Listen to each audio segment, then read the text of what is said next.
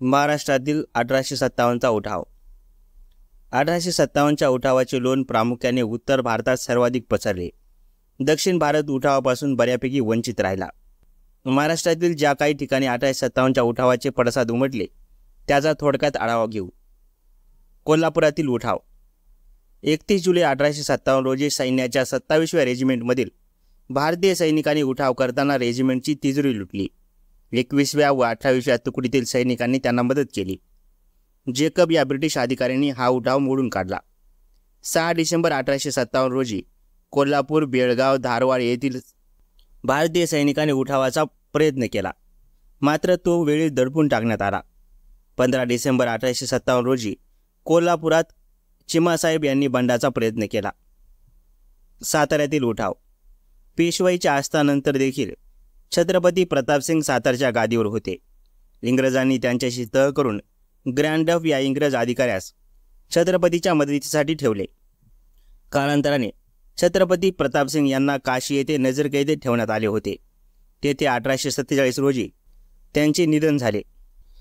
छत्रपती प्रतापसिंगाचे कारभारी रंगो बापोजी गुप्ते यांनी इंग्लंडमध्ये जाऊन छत्रपतीवरील अन्यायाविरुद्ध दाद मागितली. ती अयशस्वी ठरल्याने छत्रपतींचे वारसदार शहाजी प्रतापसिंग व रंगो बापोजी यांनी 1857च्या उठावात भाग घेतला.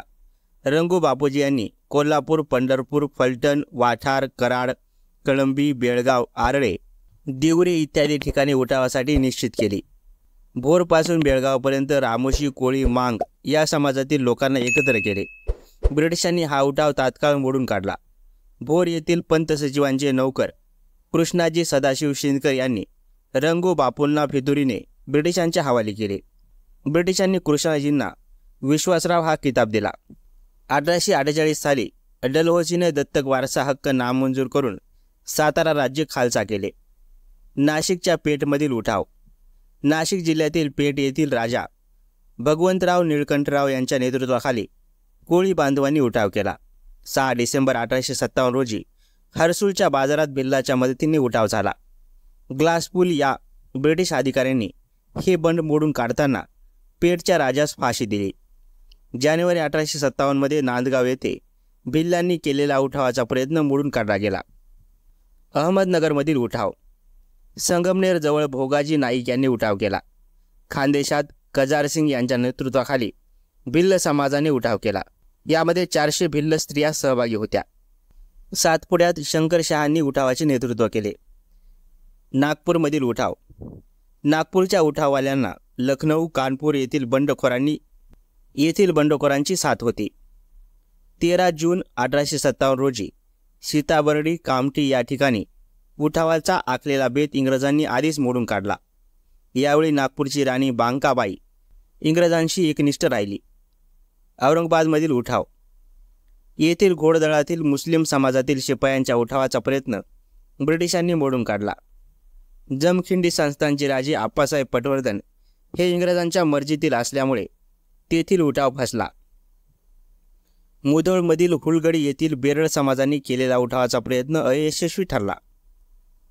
महाराष्ट्रातील शेतकरी बांधवांचे उठाव.